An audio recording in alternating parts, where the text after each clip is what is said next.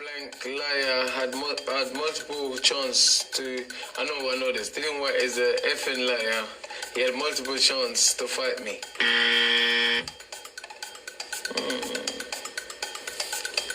I'll give you a hand. Yeah, come on. Dillian Whyte is a compulsive liar. He had multiple chances to fight me. Deontay Wilder said it, but Deontay Wilder, as usual, talk rubbish. Very deluded, strange, scary kind of guys. The guy is scared of his own shadow. This guy is so crazy that he blamed his ringwork outfit for being too heavy. Why he lost the fight. That were the case. He just got beaten up. The guy he's away with the fairies. Tyson Fury.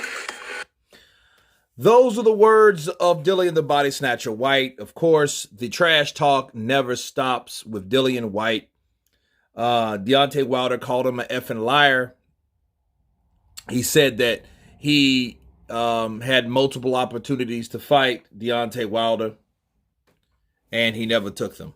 Now, let's counterpunch. Did Dillian Whyte have opportunities to fight Deontay Wilder?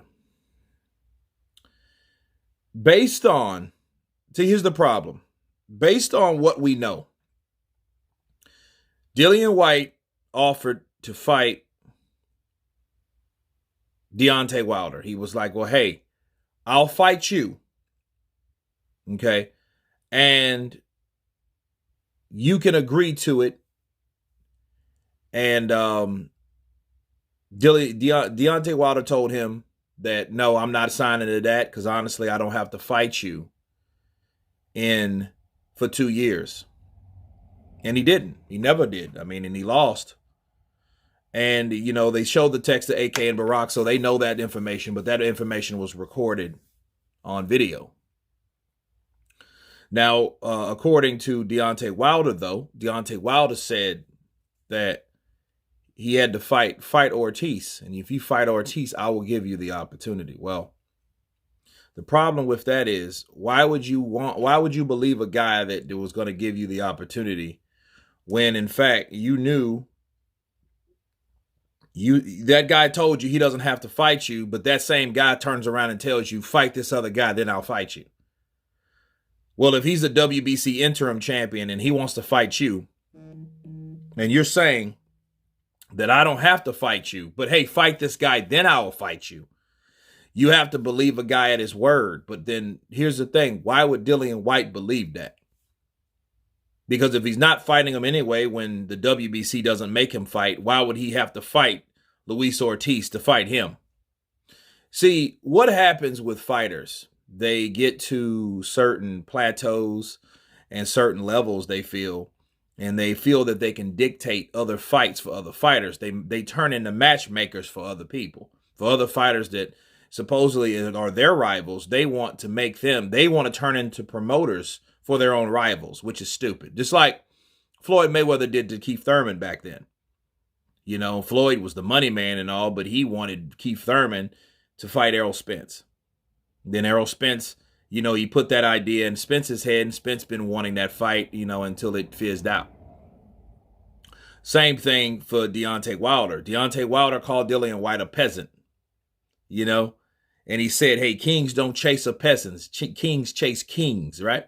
So if that's the case, he wasn't going to fight Dillian Whyte anyway, and then nobody was making him fight. The WBC wasn't making him fight. So why would he then turn around and agree to fight Dillian Whyte if he beats Luis Ortiz? Now, me personally, though, I would have done it just for the hell of it, Dillian Whyte. For one, if I'm Dillian Whyte and I see that this guy is an undefeated guy and I'm known to fight and beat all these other guys, all these other tough opponents, why not fight Ortiz?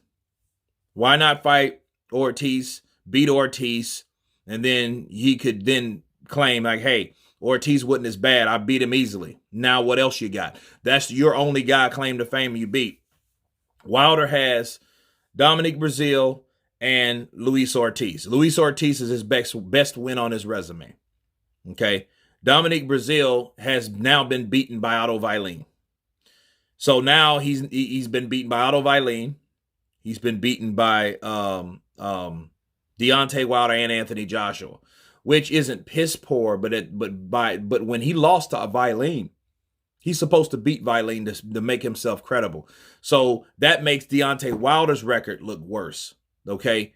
When you're dealing with talent and the success of the people that you beat, because you're only good as the people you beat. And if they keep getting beat, they're not really that good. That win is less credible, less significant, okay?